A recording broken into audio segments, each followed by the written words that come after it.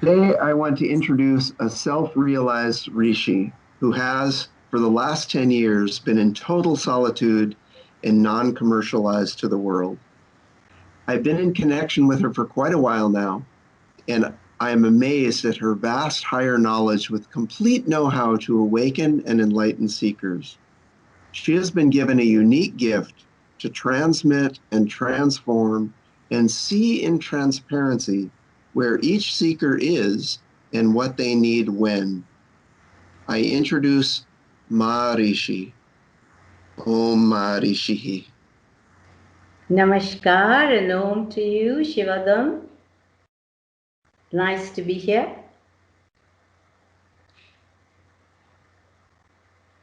Maharishi, how did you get your self-realization and all this vast higher know-how to awaken seekers? Well, I'm going to talk and touch upon the most crucial and important points in my life because it's been a very long journey for me. It started when I was 5 years old. The inner voice kept on going, who am I? Who am I? Who am I? What is this world? It all appears so unreal. Right from the age of 5, this is what was going on in me.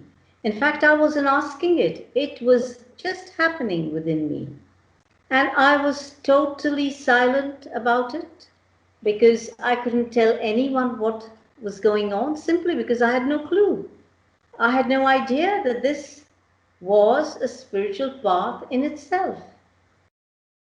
My parents, my grandmother, they're all Krishna bhakts. They're worshippers of Krishna, Lord Krishna, and they had no idea what Advaita is. And so I was very silent till the age of 17 when I had this amazing samadhi that I went into. And in this samadhi, I was in bliss, absolute joy, and a very strong life force energy coming into me, flowing into me continuously for 6 to 7 years. And in this time, I did not eat other than socially, and I did not sleep because the energy was so strong. I had no clue what had happened to me. I had no knowledge. And no one around me knew anything about what was happening to me because, in fact, I never told them. I was terrified that they might think I'm mad. And then, after this, the who am I stopped completely happening inside me. And then in this time, I immigrated to Australia. And in this time, the samadhi just left me. And I was back to being in my normal state, which was very, very painful for me. Because in this bliss for 6 to 7 years, and then out of it, living an ordinary life in Australia, and every moment I was in suffering and pain. And I had no knowledge how to come out of it. And so I lived my life, and I feel in hindsight, looking back at my life, it was a huge puzzle. And to make the long story short, in this puzzle, everything started to fall into place as things went on and on. And in hindsight, I realized the reason why I was put through all the pain for all my life, from the age of 26 to the age of 53, I was in pain and suffering without having satisfaction in any area of my life, be it relationships, my career, my self-image, even my health started to suffer. I was terribly miserable. I just wanted my bliss samadhi back, but I didn't know how to get it. And so my life went on, and eventually I just had no interest left in anything anymore. And there was a voice that kept telling me I should go back to India. And by the age of 50, I came back to India. And the voice told me that I should go and live in solitude. And I did. I found this remote farm, which a friend of mine had, a relative friend of mine, and they gave it to me to live there And I just stayed there all alone, constantly in silence and solitude. And suddenly, within a year, higher knowledge started flowing into me. All the knowledge of the Vedas and all the Upanishads and all these great works of spiritual truths, it just all went within me and started flowing out of me. I started writing books upon books in solitude. During that 10-year solitude period, I've written over 50 books and I've recorded over 100 talks of higher knowledge because it just flows to me. It's a continuation, it never stops. And this is how higher knowledge started coming to me. And then my enlightenment, self-realization, it just happened as though it was an easing into it. It wasn't an experience. It was like I eased into it. So there wasn't just one particular flash or a moment when it happened. You see, because my samadhi had happened like a flash. And that was a samadhi that I came out of. But this time, I eased into it in the years that I was living in solitude. And I found myself going into absolute bliss, joy, freedom, and being whole and complete. And I knew I had arrived into my self-realization because all the knowledge was there, all the well-being of feeling 100% awake, joyous, happy. And I had finally, after all these years, come into, from the age of 5 to the age of 53, that's when I came into my self-realization, just naturally, because my path has been so deeply painful and suffering. And I realized I was taken into the West as a puzzle, the part of the puzzle of my life, to feel and experience pain. Because you see, if I had not felt every pain that a seeker goes through, I could have not had the compassion for seekers. Because now my whole purpose in life is to awaken every seeker, to bring them out of their pain. And the most important thing I can say is that what hurts me about seekers is that they feel lost, and being lost is the most painful thing in life. And this is why I'm here. With all the pain that I have experienced, I can truly see every corner and turn in a spiritual seeker's life, where the pain is, how it's affecting them, how to bring them out of it.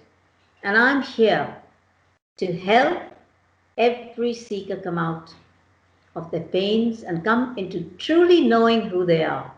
And this is what my whole mission is now. So you had the most unusual vision. Tell us about it.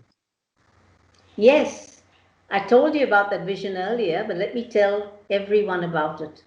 When I was about 31, I don't know exactly what age it was, between 31 and 32, or 30 and 32, I was sitting in Australia in the afternoon in my sitting room. And I had come out of my samadhi, remember? I was in no samadhi anymore. I was just living an ordinary life and being very dissatisfied with my life.